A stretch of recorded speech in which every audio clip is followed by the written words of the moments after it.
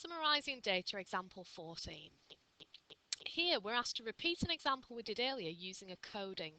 Now if you remember earlier, what we did first was we wrote down the midpoints of each interval.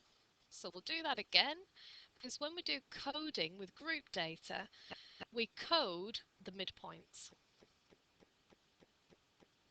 Okay, so the midpoints would be denoted by L in this question, and we're asked to do this coding. We're asked to subtract 7.5 from each one and divide by 5. So 2.5 takes 7.5 is minus 5, sorry, and then divide by 5 is minus 1.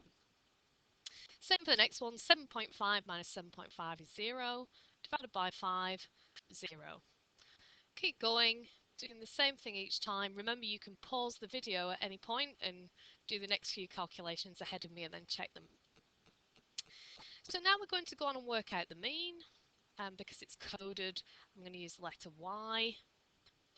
Now, because it's a frequency table, remember I'm going to insert that F because we're going to do frequency times the coded value.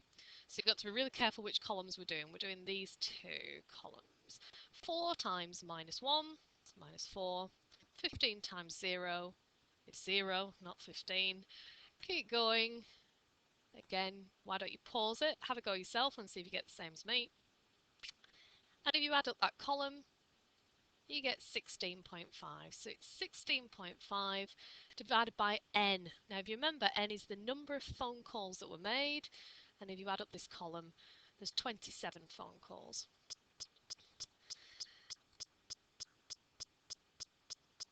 Now, the next thing we need to do is actually decode this information.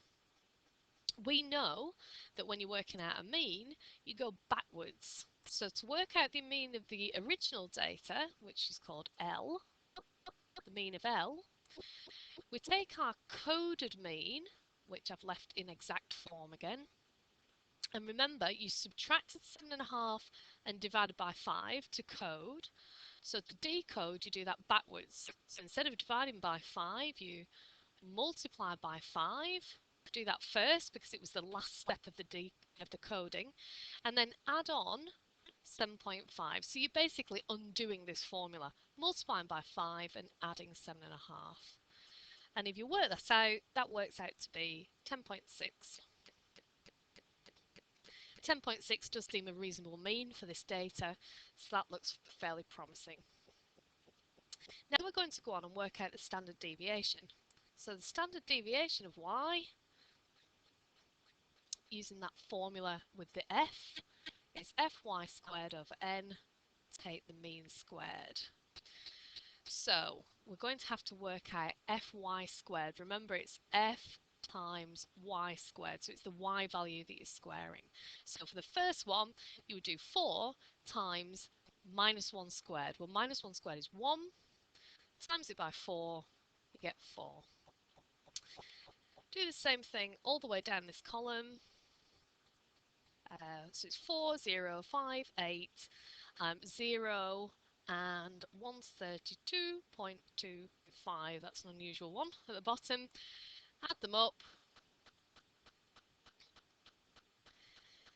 So now we can put that into our formula. So it's 149.25. Divide it by n.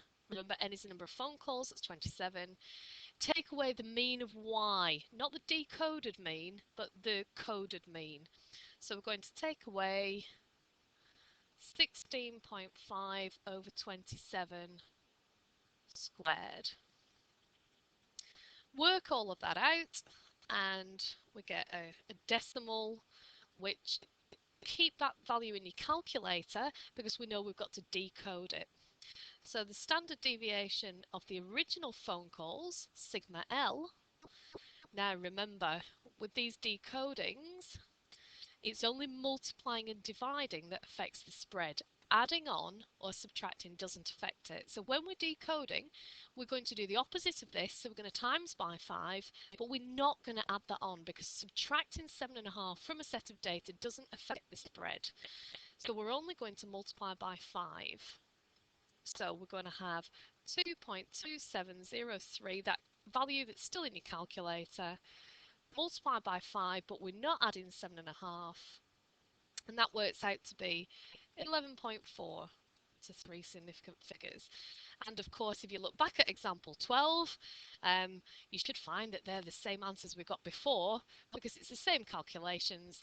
The coding is designed to make it easier. Arguably, that coding didn't make it that much easier, but it's the process, the steps that we're going through that's important.